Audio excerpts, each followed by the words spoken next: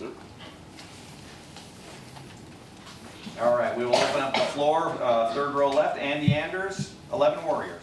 Can you speak to the importance of collapsing the pocket and maintaining rush lanes at the same time, and what that balance will be like against a quarterback with the escapability of Dillon Gabriel? I think it's extremely important. You know, I mean, a lot of quarterbacks and nowadays are very mobile quarterbacks. So I think it's very important to be able to rush us forward. I mean, that's what we preach all the time: be able to rush us forward, rush together. Because you know, if we can collapse the pocket and make it harder for him to be able to escape, he really has to make his reads. He has to sit back and throw the ball, and then that's what we want him to do. We want him to be able to make it pressure when he throws the ball every single time. So being able to cage the pocket and collapse the pocket while he's throwing the ball makes it easier for us to make sacks. Right next door, Dan Hope, 11 Warriors. Ty, just when you look at that first game not getting any sacks, what do you feel like you guys didn't do well enough as a pass rush that first game, and how can you improve on that this time? I think it all comes down to technique. I mean, we knew what we wanted to do getting in the game, and we didn't get it done. So I think going into this game, we have to just hone on the smaller things that can help us win against the offensive linemen. So being able to go whether that's getting past them or making a certain move to get past them, we know we have to do. So we just have to really hone in on our technique and really do it at that time or that moment. And as I said before, just rushing us forward and going together, I mean, it makes it easier to get a sack. Front row right, Austin Ward, the podcast. Ty, when you think back to that first meeting and then having 2 weeks to look at, dissect what happened, try and correct it, how different does the way you guys rush the passer feel now compared to whether that's scheme, whether that's mentality, whatever, working with four? How many changes were made? Did it feel significant to you all in the moment as you were trying to get it fixed?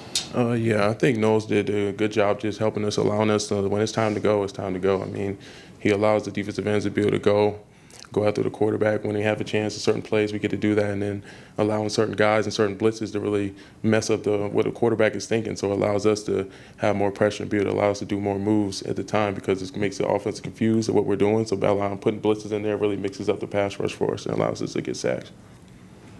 Tim May, Letterman Row. Yeah, with that said, like, for example, last Saturday night against Iamalieva, I said it right, I think. But he was quite elusive and stuff. Was that a good, prep for this week? I mean, because Dillon Gabriel's a little bit different scrambler, but he still gets the job done.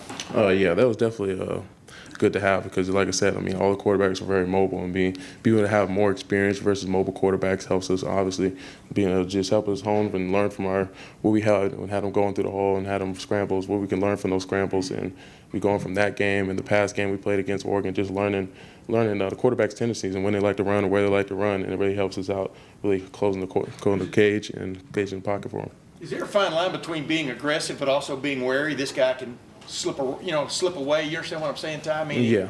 You can't just go right at. I mean, go ahead. I'm sorry. Yeah, he's definitely a quarterback that can get outside the pocket. So I mean, he's definitely a threat. He's the main guy in the offense. He runs the show. So I mean, being able to stop him and contain him really slows the offense down. So being able to cage the pocket and be able to slow him down and make him make more decisions on the run or moving around, it really helps us. Go ahead. Did you have one more, Tim? I'm sorry. Well, no, I did want to ask about their center. Their center, how impressed were you with him last time you guys played? He seems to have a pretty good game, and he's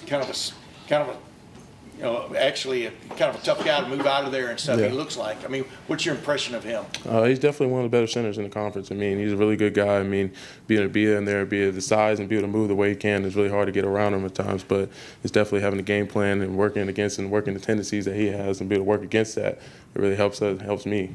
He's a wide dude. Yeah. Fifth row middle, Stephen Leonard, college football dogs. Yeah, kind of piggybacking on that, how much of it was their offensive line being the strength of their team versus Dillon Gabriel being able to escape and the lack of pressures that we had on our defense? Yeah, I mean, when you got a good offensive line, I mean, it makes it even better for a quarterback, being able to roll out, that your lineman's got to help you protect you when you're in the pocket. So, I mean, it makes it easier for throws, and it makes it harder for us, honestly, for having a good offensive line. So, I mean, like I said before, just being able to attack that offensive line, attack their weaknesses, and be able to go after them and make it harder for the quarterback makes it harder for them overall. Fourth row right, Andrew Gillis, Cleveland.com.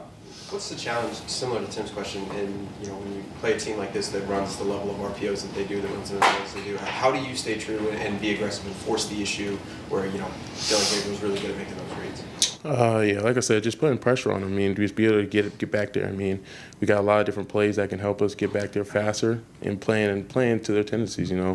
a lot of times they have the RPO. The RPO helps them out. It means to get the ball out fast. I mean things like Jack Sawyer and JT being able to get their hands up, knock the ball down, creates a extreme amount of pressure for the quarterback when you got hands in your face all times.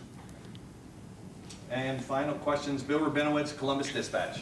We've asked about Dillon Gabriel and the receivers. They're not one-dimensional. They have a real good running back in Jordan James. What makes him special, and what's the challenge for you guys? I think he's definitely one of the better running backs in the conference as well. I mean, just how hard he runs it's hard to bring him down at times. So, I mean, as a front four, we pride stopping the run. That's the first thing we're going to do as we go on the game. I mean, pass rushing is good and all, but if we can't stop the run, I mean, they're going to run the ball down your throat all the time. So, all the time we have to figure out how we're going to stop them, how we're going to run the ball, and then we're going to take them down. So, I mean, it's our job as a front four to go in there and stop the run. We're going to make them one-dimensional as we go out there. So, I mean, if we get out there every time, every mindset we go out there, it means we're going to get them. We're not going to allow them to get any yards, allow them to get going. We're going to stop them. We're going to make them throw the ball. When JT was up here, I asked him about kind of compare and contrast him and Jack. It's personalities. What's your take on that? How different are they as just personalities? I definitely think Jack is more outgoing. I mean, the guy, I mean, he's like the light that shines around. I mean, everybody grows around him and everybody loves him. He's the outgoing guy that'll come to you, shake your hand any time of day. And then JT's more of the glue guy. I mean, a lot of guys gravitate to him. I mean, he just has a bright smile on him all the time. He's just a great guy that people like to be around. And they're two good people, so it's hard to tell.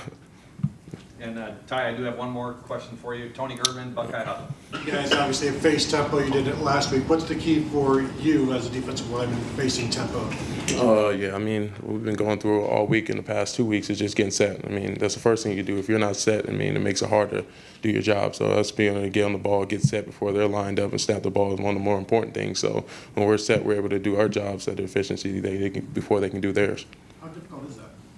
It can be difficult at times. You know, you got to look to the sideline first. You got to get the call. I mean, the call has to be set down first. So it can't be difficult at times, but that's definitely what we've been working on the past few weeks, is just get a call early, get set, so we can go and play faster. Is there ever a time where you've chased a play to one side of the field, and now it's lined up, they're going to be heading to the other side, so you've got to you're just running sideline to sideline just to get it? Yeah, I mean, that happened a lot last game. You know, it's hard. It's definitely tough. I mean, that's what we work on in practice, just we move as fast as we can. We're simulating these things so we can get into the game. It's a lot easier. So we moving around side to side, running around, doing extra conditioning just for moments like this. Yeah.